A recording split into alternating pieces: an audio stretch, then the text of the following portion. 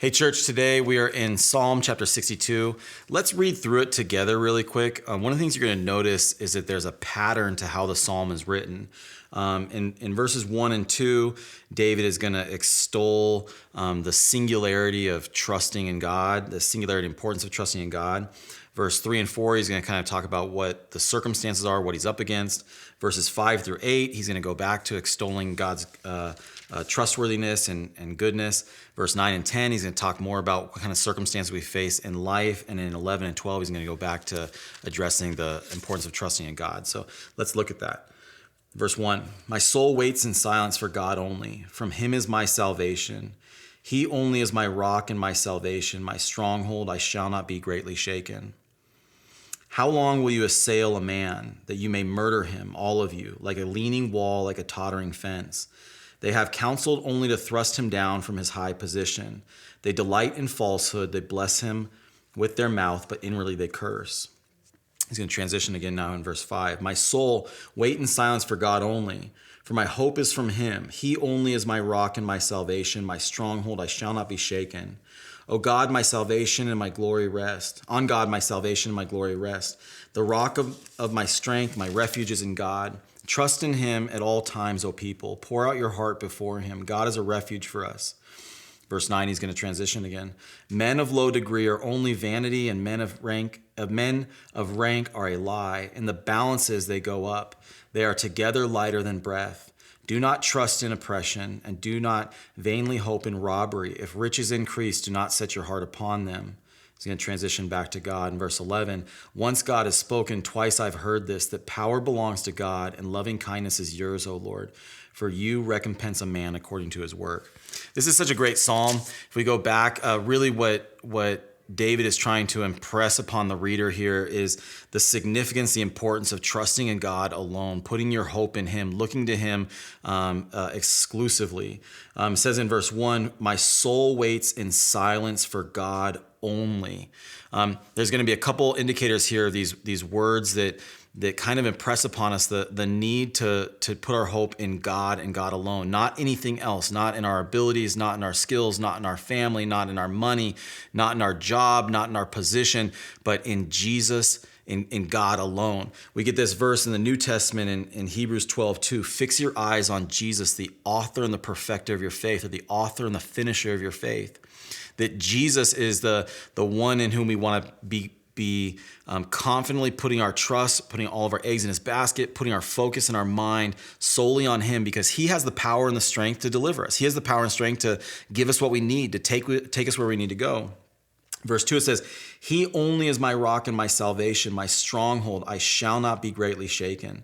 Again, he's just impressing upon us the importance of God's eternality, that he doesn't change, that he's strong, and that we can trust in him. He can be our fortress. In verse 6, this is really the underpinning principle of this psalm too. In verse 6, it says almost the exact same thing. It says, he only is my rock and my salvation, my stronghold. I shall not be shaken. That the only really safe place in this world is to put your trust in God.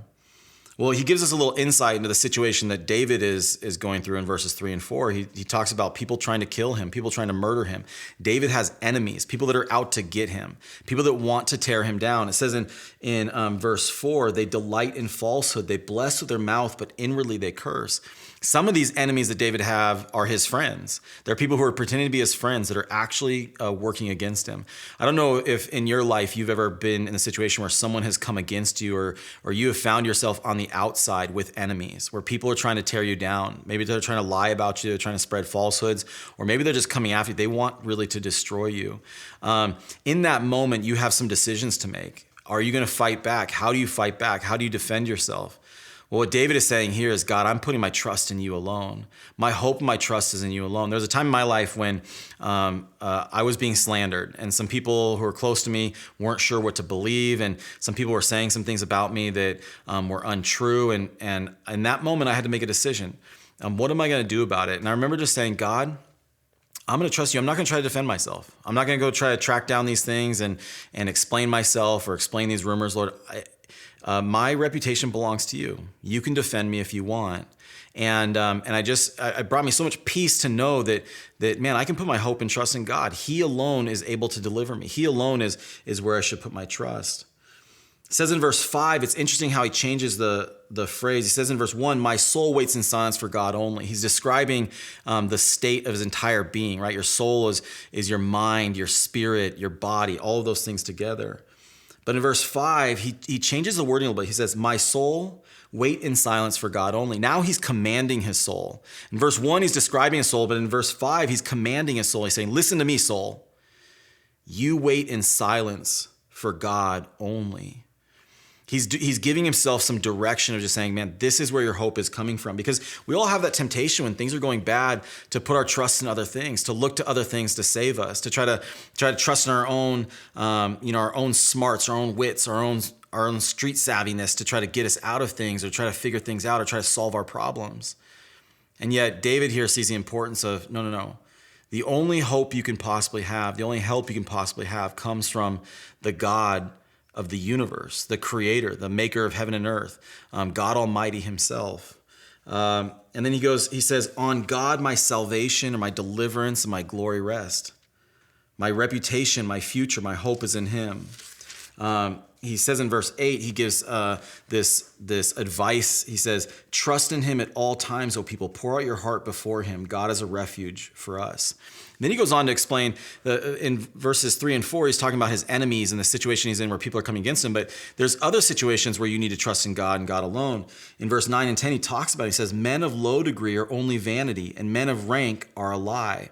Men who are at the bottom of the barrel are only vanity. In the men who are at the top, of society and that possess like the upper echelons of our culture and society, he says they're a lie.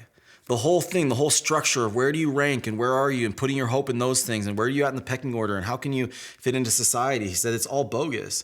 In the balances, they go up like a scale, the balances. What goes up? The thing that weighs the least. He's saying this doesn't even matter. He says they are together lighter than breath. All that stuff that we try to, where do I fit in and where am I at socially? All that stuff is just nonsense. Like he says, just don't even pay any attention to it. Don't care about it. He said, don't trust in oppression, your ability to force yourself on other people and to force your will and get what you want. And do not vainly hope in robbery. Don't think, how can I scheme and how can I get myself ahead and how can I make money? And then he says something interesting. Those are all bad things, right? But then he says in the end of verse 10, he says, if riches increase, do not set your heart upon them.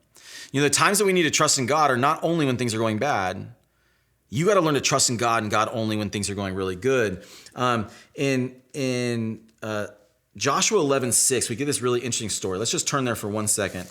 All of the armies of the Canaanites are camped against Israel. Joshua's leading the people into the promised land, and God says he's going to give them a victory. In verse 6, he says something really interesting. He says, then the Lord said to Joshua, do not be afraid because of them, for tomorrow at this time I will deliver all of them, slain before Israel. Now here's where it gets really interesting. You shall hamstring their horses and burn their chariots with fire.